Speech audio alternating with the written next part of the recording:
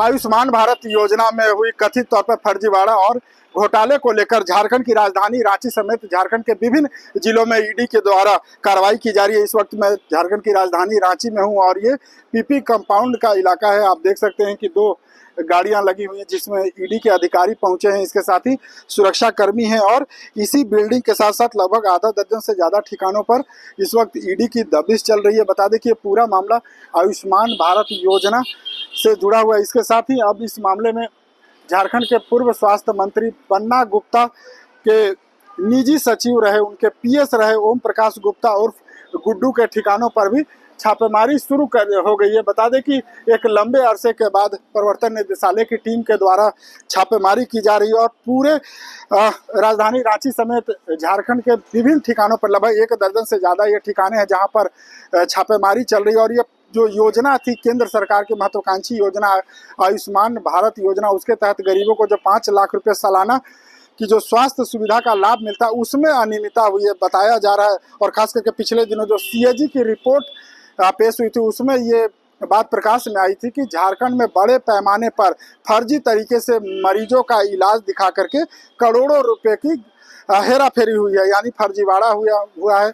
उसी के आधार पर आज ईडी की टीम दबिश दे रही है। रांची से लेकर के लौह नगरी जमशेदपुर तक ये कार्रवाई चल रही है और इसमें झारखंड के पूर्व स्वास्थ्य मंत्री के पीएस ओम प्रकाश गुप्ता उर्फ गुड्डू के ठिकानों पर भी छापेमारी चल रही है। इसके साथ ही रांची के पीपी कंपाउंड, चिरौंदी, मोराबादी के साथ साथ अशोक नगर के ठिकानों पर ईडी की छापेमारी चल रही है। हालांकि इस पूरे मामले में झारखंड के सत्तारूढ़ पार्टी झारखंड मुक्ति मोर्चा के केंद्रीय प्रवक्ता मनोज पांडे ने कहा कि ये केंद्रीय योजना है और पूरे देश में इसमें बड़े पैमाने पर फर्जीवाड़े की बात सामने आई है, लेकिन पिक एंड चूज की तरह इसमें कार्रवाई नहीं होनी चाहिए। कार्रवाई जो केंद्रीय जांच एजेंसी प्रवर्तन निदेशालय की टीम कर रही है वो कार्रवाई बिल्कुल निष्पक्ष तरीके से होनी चाहिए और जो भी लोग इसमें दोषी हैं उन पर कार्रवाई होनी चाहिए। और उन्होंने एक बड़ा आरोप लगाया है कि झारखंड में कितनी फर्जीवाड़ा हुए ये तो रिपोर्ट या छापेमारी का जो श्वेत पत्र जारी होना चाहिए उसमें पता चलेगा कि क्या कुछ यहाँ से बरामद हुआ, कितने की फर्जीवाड़ी हुई। लेकिन उन्होंने कहा कि गुजरात और उत्तर प्रदेश कुछ ऐसे राज्य है वहाँ पर तो फर्जी अस्पताल बना दिया गया, अस्पताल अस्तित्व में नहीं है लेकिन आयुष्मान भारत के तहत पैसों की निकासी हुई है। यानी एक तरह से उन्होंने आरोप लगाया कि केवल झारखंड में ही ये कार्रवाई नहीं होनी चाहिए, क्योंकि देश भर में आयुष्मान भारत योजना के तहत फर्जीवाड़े की शिकायत आई है तो पिक एंड चूज और केवल झारखंड को चिन्हित ना करके तमाम जगहों पर कार्रवाई होनी चाहिए। और जो भी दोषी लोग हैं उन पर क्या कुछ कार्रवाई हुई, क्या बरामद हुआ उनके ठिकानों से, ये भी प्रवर्तन निदेशालय की टीम को बताना चाहिए। देखिए, मैंने बोला ठीक है, जहाँ पर कुछ फीडबैक हो, कुछ इनपुट हो, आप कार्रवाई कर रहे हैं, कार्रवाई में क्या कुछ मिलता है सब पब्लिक डोमेन में रखिए, पता तो चले कि किसकी क्या भूमिका थी। और मैंने कहा ये राष्ट्रीय घोटाला है, पूरे देश में घोटाले हुए हैं। गुजरात में तो अस्पताल का अस्तित्व तक नहीं रहता है और उसमें आयुष्मान के तहत इलाज हो जाते हैं। ऐसी बातें उत्तर प्रदेश में और भी अन्य राज्यों में सुनने को मिली। तो ये परसेप्शन बनाना गलत है। पिक एंड चूज आप मत कीजिए।